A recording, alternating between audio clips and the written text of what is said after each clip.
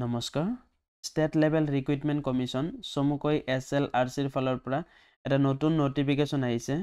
ইয়াত উল্লেখ কৰিছে যিহেতু গ্ৰেড 4ৰ কাৰণে আবেদন কৰিছে।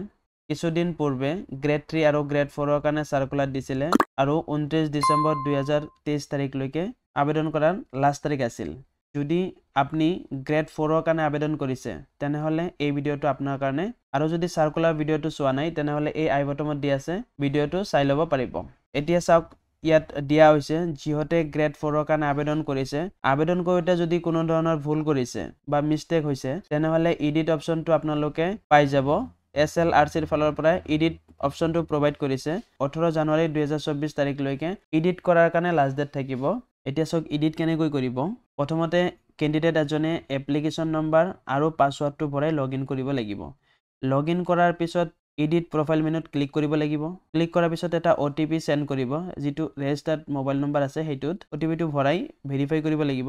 OTP টো ভেৰিফাই কৰাৰ পিছত এপ্লিকেশন ফৰ্ম এটা শো কৰিব যেটো আপুনি এডিট কৰিব পাৰিব। ইয়াত চাওক যেটো আপোনালোকে এডিট কৰিব বিচাৰে, ধৰক আপুনি নামটো এডিট কৰিব বিচাৰে তেনেহলে নামৰ সাইডত এনেকৈ do you want to change option এটা থাকিব, তাত ইয়েস ক্লিক কৰি দিব লাগিব। ইয়েস ক্লিক কৰাৰ পিছত আপোনালোকে প্ৰপাৰ নামটো ভৰাই যিকিটা ডিটেইলছ চেঞ্জ কৰাব লগা আছে এইকিটা চেঞ্জ কৰি তলৰ পিনে আপডেটত ক্লিক কৰি দিব লাগিব। আৰু এটা কথা আপোনালোকে কিন্তু ৰেজিষ্টাৰ্ড মোবাইল নম্বৰ, ফটোগ্ৰাফ আৰু সিগনেচাৰটো কিন্তু চেঞ্জ কৰিব নোৱাৰিব। ইয়াৰ পিছত আপডেট কৰাৰ পিছত আপোনালোকে আকৌ এটা প্ৰিন্ট আউট লৈ ল'ব পাৰিব। ইয়াত চাওক যদি আপনি গ্ৰেড 4ৰ কাৰণে আবেদন কৰিছে আৰু আবেদন কৰোতে কোনো ধৰণৰ ভুল হোৱা নাই, প্ৰিন্ট আউটত আপোনালোকে চাই লৈছে ভুল কোনো ধৰণৰ হোৱা নাই তেনেহলে কিন্তু এতিয়া আকৌ লগইন কৰাৰ কোনো প্ৰয়োজন নাই। এনেকুৱা ধৰণৰ চাকৰি ৰিলেটেড নতুন ভিডিও বনাই থাকো। যদি ভিডিওবোৰ ভাল লাগে লাইক কৰিব আৰু চেনেলটো কিন্তু সাবস্ক্ৰাইব কৰি ল'ব, তেনেহলে নতুন ভিডিওবোৰ আপোনালোকে পাই থাকিব। ধন্যবাদ। আজিৰ ভিডিও ইমানে।